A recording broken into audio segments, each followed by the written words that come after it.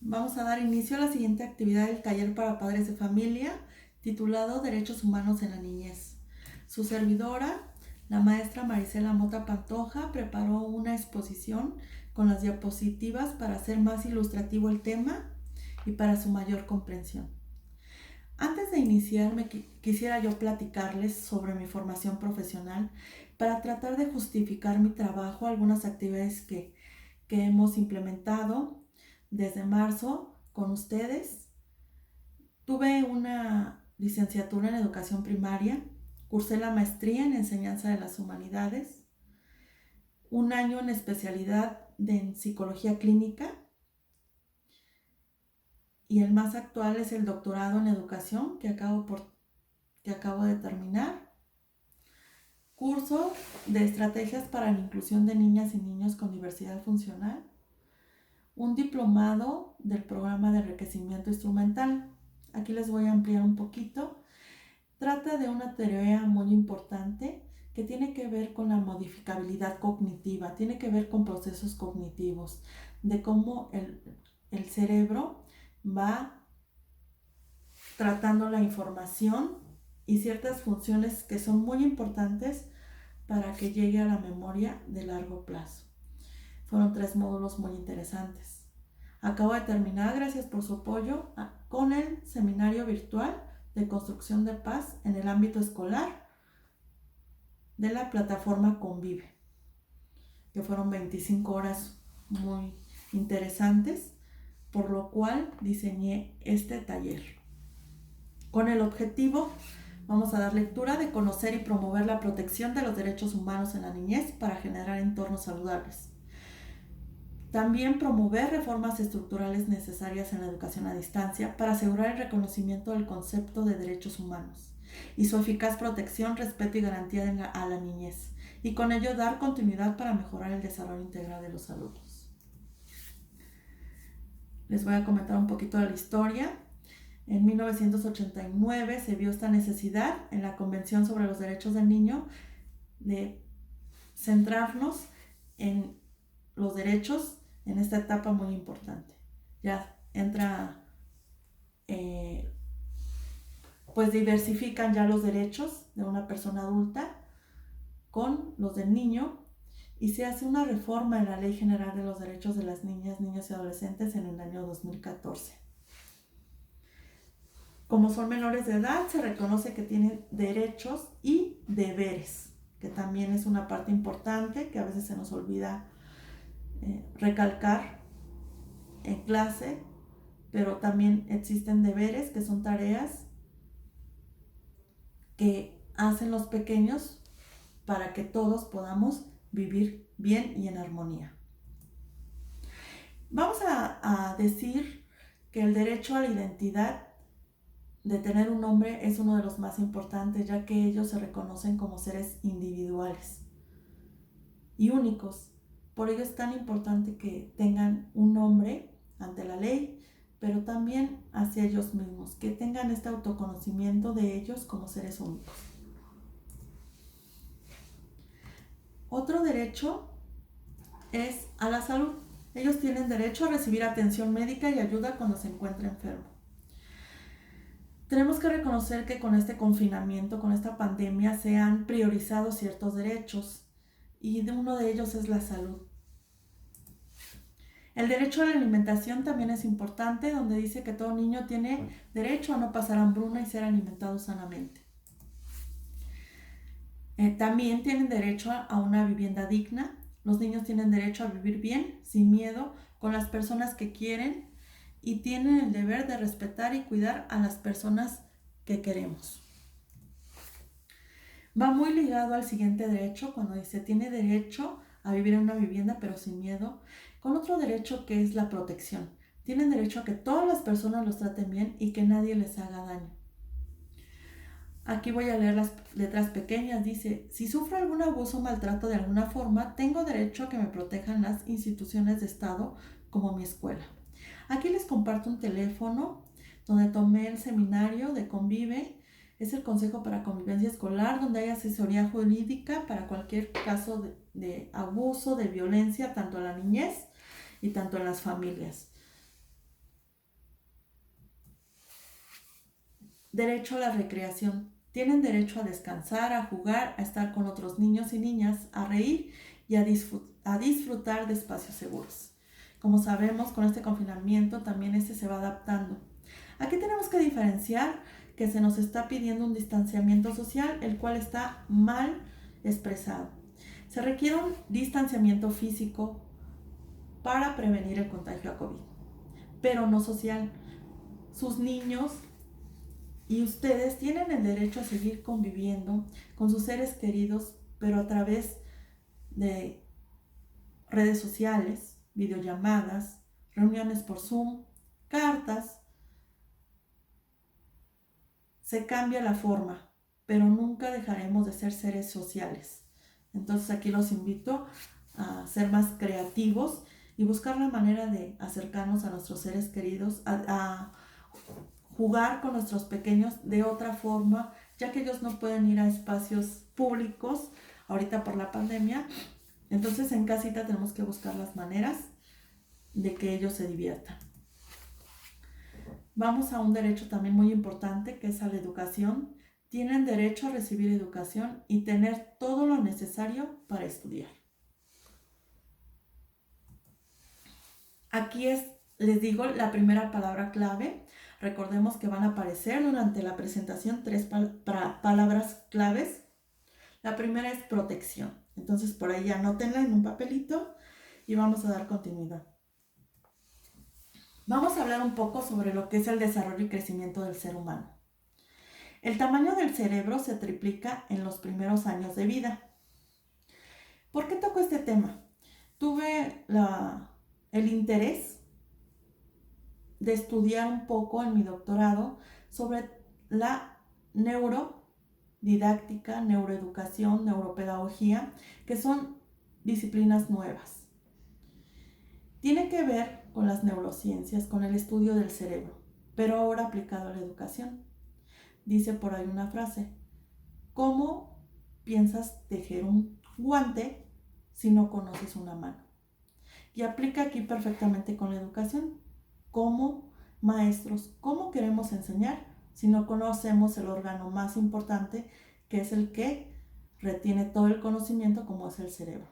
Entonces aquí me voy a tomar la libertad de explicarles un poco de lo que sucede con el cerebro y el aprendizaje. Aquí tenemos que dar a conocer que todos los seres humanos, dice, de entre todos los animales, los bebés humanos son los que nacen con un sistema nervioso más inmaduro y necesitan que sus padres se ocupen de ellos durante un periodo de tiempo más prolongado. Los humanos somos una especie altricial, lo cual significa que para un desarrollo óptimo es necesaria la presencia de un cuidador. Los primeros años de vida del niño.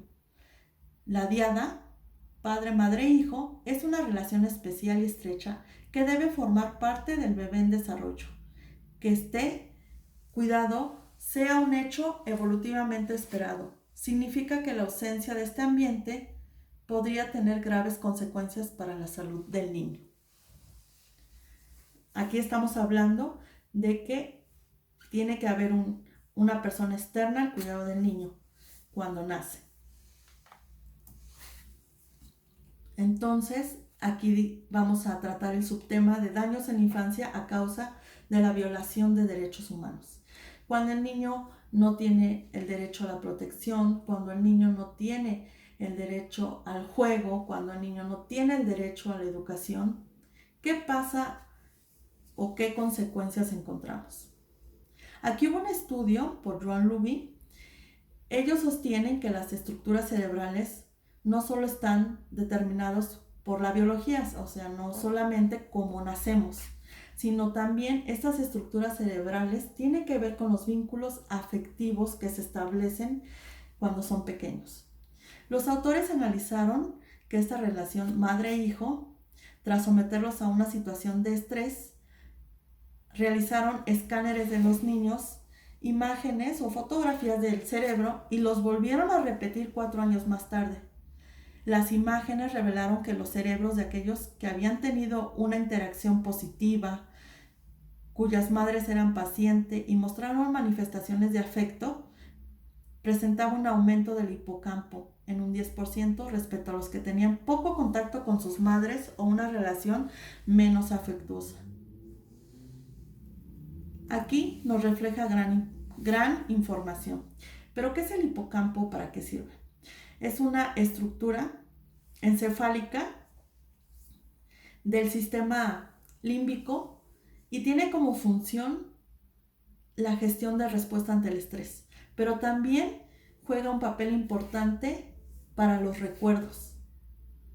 El hipocampo es muy importante para que todos los recuerdos pasen a nuestra memoria de corto plazo a memoria a largo plazo. Entonces, imagínense, si el hipocampo es más pequeño o no se desarrolla de manera efectiva, entonces estamos limitando los aprendizajes. Los aprendizajes van a ser momentáneos o van a tener poca retención y van a ser desechados. Entonces, estamos dando debilidad a la memoria de largo plazo, que es lo que ahorita muchos de los adultos tenemos, de ciertos recuerdos que siempre están presentes, o ciertos aprendizajes, porque ya los tenemos en la memoria de largo plazo. Es una pieza muy importante del aprendizaje. Miren, les hago una imagen de un cerebro con un infante que sufrió maltrato y con un infante que no sufrió ningún maltrato. Vamos a poner atención a la foto. Tenemos aquí las neuronas, ¿sí? Pero sobre todo los conectores de las neuronas. Cuando un niño no tiene maltrato, se generan muchas conexiones neuronales. Y cuando un niño tiene maltrato, son escasas. Lo cual dice que entre más conexiones existen, pues el niño tiene más habilidades desarrolladas, más procesos cognitivos efectivos y mayores conocimientos. Siendo los niños personas en crecimiento, necesitan de todo el cuidado y el amor que se les pueda brindar. Esta atención debe partir de la familia, donde el niño se desarrolle. La misma deberá ser un ambiente que le permita un desarrollo integral. ¿Qué es un desarrollo integral? Un desarrollo completo, tanto afectivamente, biológicamente, fisiológicamente, y tanto cognitivamente, que tiene que ver con los conocimientos. En el siglo XX hubo un auge sobre estas neurociencias porque ya hicieron avances tecnológicos donde podían sacar imágenes del cerebro. Ya no era tan invasivo el estudio y por eso hubo un gran desarrollo en las neurociencias, en la neuroeducación. Se habla que el cerebro tiene una plasticidad cerebral. Él siempre está aprendiendo, siempre se va a generar esos conectores sinápticos todo el tiempo. ¿Qué es la plasticidad cerebral? Es una propiedad del sistema nervioso central que le da la habilidad de cambiar la función y estructura en respuesta a cambios externos e internos. ¿Cuál es la ventaja? A mayor diversidad de conexiones corticales aumenta la capacidad de aprender y genera soluciones del problema. Pero al aumentar la capacidad cerebral ayuda a que se mejore la capacidad de entender. Entonces debemos de promover esta plasticidad cerebral y sobre todo trabajarla, practicarla, enseñarla para que el cerebro se vuelva más activo cada vez. Es como un músculo. ¿Qué procesos cognitivos son en los que me he especializado o trabajado en mi investigación? Que tiene que ver con las funciones ejecutivas. ¿Por qué ejecutivas? Porque son las que permiten organizar la información que llega a nuestro cerebro. Vamos a ver ahí el dibujo. Miren, el dibujo es, cómo está todo, llega desordenado. Pero las funciones ejecutivas son las que organizan toda esa información y me ayudan a ejecutarlo. ¿Cómo lo voy a hacer? Hay muchos procesos cognitivos. Uno tiene que ver con la memoria de trabajo, que es recordar lo que voy a hacer. Si mi mamá me explicó cómo hacer el arroz, tengo que ocupar esa memoria de trabajo para cuando yo ese arroz lo quiera hacer en mi casa, para poder hacerlo. tengo que tener flexibilidad cognitiva, tengo que inhibirme, tengo que controlarme. Ese es un punto muy importante de los cuales no es la primera vez que hablo de este tema con ustedes. Yo les he dicho que los niños por naturaleza son muy hiperactivos, impulsivos. Entonces siempre se trabaja el control de impulsividad o control inhibitorio para que el niño llegue ¿a qué? A control atencional, para que él llegue a planificar y se llegue a organizar este conocimiento con calma. Lo que platicábamos de no hacer las actividades al azar o por error, ensayo, error, ay me equivoqué, ahora sí, ay me equivoqué, ahora sí. No, sino planificar la actividad y hacerlo de manera muy controlada. La atención, fluidez verbal, la velocidad de procesamiento, planificar las actividades y algo muy importante que ayuda es tomar la decisión. ¿Cómo lo voy a hacer? ¿Cómo voy a hacer el arroz? ¿Lo voy a remojar? ¿Lo voy a freír? ¿Cómo? De todas las opciones, ¿cómo lo voy a hacer? Nosotros tenemos la actividad en Aprende en Casa de las notas de clase. Para las mamitas nuevas, me voy a dar la tarea de explicar un poquito por qué trabajo los apuntes de clase. Muchos me comentan, ay, es que mi niño se desespera, es que mi niño no pone atención. Pues justamente eso es lo que tenemos que cambiar, eso es lo que estamos trabajando.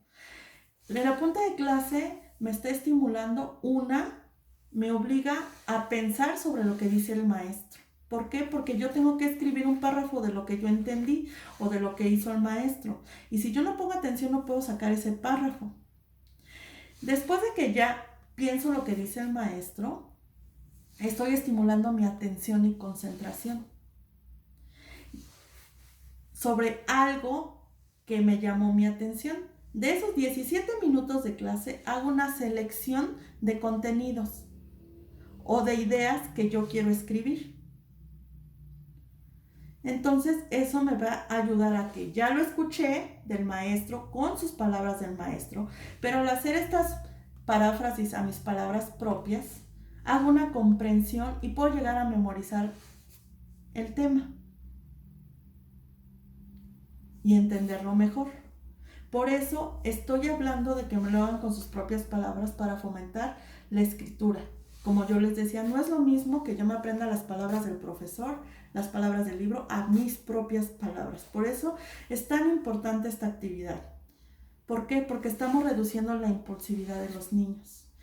Nosotros como adultos ya no somos impulsivos porque la trabajamos en su momento justamente en actividades escolares, justamente cuando papito nos estaba enseñando a usar la bicicleta. En muchas actividades nosotros reducimos esa impulsividad para poder controlar nuestros impulsos, no hacerlo al aventón, dirían por ahí, sino ser controlados, poner atención, organizarme mis ideas y decidir cómo hacerlo, en qué orden. Por eso son tan importantes estas notas de clase.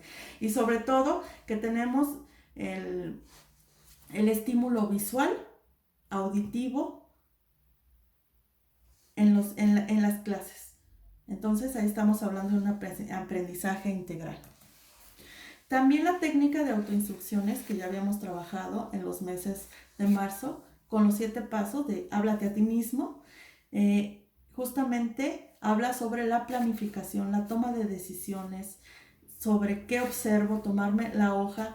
Son tan importantes las actividades de escritura, qué observo en esas viñetas, poner mucha atención para yo poder redactar una idea. Son técnicas que tienen que ver con estos procesos tan importantes del aprendizaje y sobre todo para la vida diaria. Si yo no tengo los procesos cognitivos, si yo no soy atenta, si yo no puedo retener cierta información para trabajarla, si yo no puedo controlar mis impulsos, entonces me va a costar mucho trabajo aprender cualquier cosa. La segunda palabra clave, derechos. Entonces ya llevamos 2 palabras, por favor anótenlas por ahí en su papelito. Derechos es la segunda palabra clave. Ahora vamos a hablar.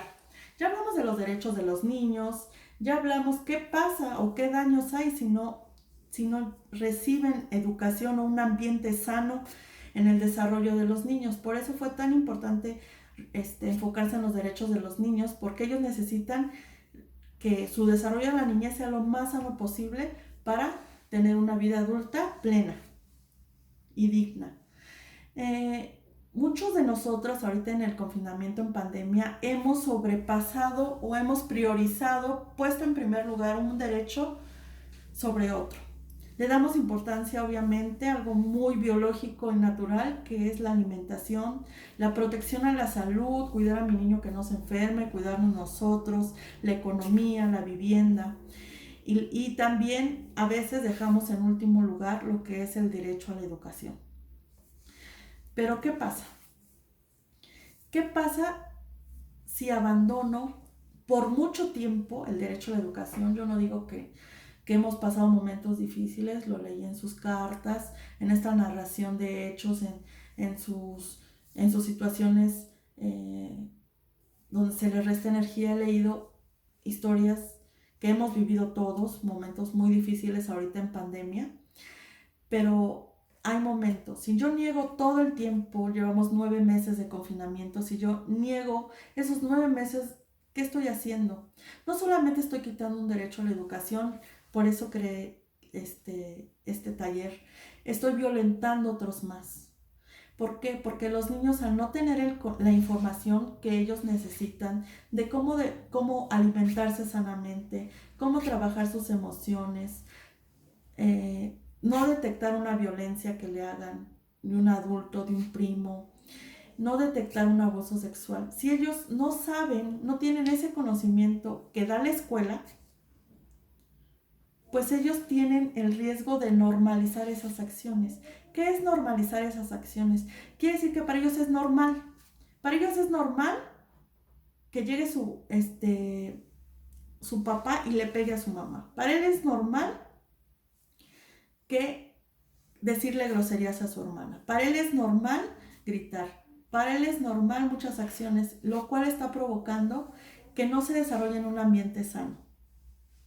Y tal vez esté siendo violentado en otras circunstancias. Como ustedes vieron en las exposiciones de sus niños, precisamente hablé de vida saludable y de educación socioemocional, porque son las materias que ahora necesitamos en esta pandemia. Necesitamos estar bien equilibrados emocionalmente. Hemos sufrido mucho, necesitamos estar bien de salud, alimentarme mejor, conocer sobre las vacunas que son tan importantes. En las clases de Aprende en Casa también explicaron el abuso sexual, de lo que no deben permitir ellos mismos. Si yo estoy quitando ese derecho, estoy violentando a otros, papitos. Ojo, tengan cuidado. Yo digo que no siempre vamos en este orden. Pero ¿qué les parece si hablamos de que todos los derechos son importantes? Debemos encontrar el equilibrio, estar en el mismo nivel. Derechos a la alimentación debe estar al mismo nivel de derecho a la salud, debe estar al mismo derecho a la educación. ¿Por qué? Porque buscamos un desarrollo integral que sea pleno, que sea sano, pero en el nivel emocional, en el nivel fisiológico, en el nivel cognitivo que estamos abandonando. Tenemos que reconocer que el conocimiento es poder. ¿Por qué es poder? Porque gracias a lo que ellos saben y conocen cada día, les ayuda a tomar decisiones. Y si no les damos los conocimientos que ellos necesitan, no van a tomar las mejores decisiones, no van a aprender a dialogar con el otro, no van a aprender a respetar al otro, no van a aprender a defenderse del otro. Entonces, papito, los invito a reflexionar nuevamente de que los niños reciban educación, vean las clases, trabajemos de alguna manera donde ellos tengan las herramientas necesarias para una vida digna. La tercera palabra clave es humanos. Por ahí anótenla, les voy a dar tiempo para que la anotemos. La tercera palabra clave es humanos. Y ya es la última, son las 3. ¿Qué es lo que busco en este taller? En este confinamiento urge una educación, pero con un enfoque a los derechos humanos y a la resiliencia. También hemos hecho ejercicios de qué es la resiliencia, esta manera de sobreponerme a los problemas, de levantarme, de verlos positivamente. Y eso es lo que vamos a seguir trabajando. Entonces yo los invito a terminar este taller con las técnicas que vamos a hacer en los siguientes días. ¿Por qué? Porque somos ahorita, la pandemia es un estado en crisis, tenemos muchos dolores, muchas pérdidas, muchos desequilibrios y siempre lo emocional guía todo lo demás. Entonces tenemos que encontrar el equilibrio y la manera de estar en calma para tomar esta problemática de la mejor manera, papitos. Yo les ofrezco mi mano, mis conocimientos para avanzar en sus pequeños, para bajar el estrés, para equilibrarnos, porque debemos de entender que la educación es el poder de sus niños, es independencia. Y no podemos abandonarlo por más tiempo, no sabemos cuándo regresemos. Muchos a lo mejor pensaron, no, nada más son 3 meses, no, nada más 4, o ya que me lo repruebe. Pero están dañando a su hijo, lo están maltratando, lo están limitando. Entonces, les pido que en una libreta me escriban, ¿qué consecuencias habría si los niños y niñas no reciben el derecho a la educación? Quiero que reflexionemos sobre esta pregunta, porque no nada más son libros, no nada más son páginas. Estamos hablando de que su niño tiene que mejorar sus procesos cognitivos, tiene que mejorar su estado emocional, tiene que aprender a comunicarse. Tenemos que desaprender lo que ya aprendimos. Yo los invito a que estar juntos en comunicación, porque tenemos que encontrar la manera de desaprender. No podemos trabajar como trabajábamos. Tenemos que encontrar la manera de trabajar para reaprender otra vez juntos y volver a aprender. No nos presionemos, papitos. Vamos a encontrar la manera de salir adelante por el bien de sus niños. Gracias por su atención.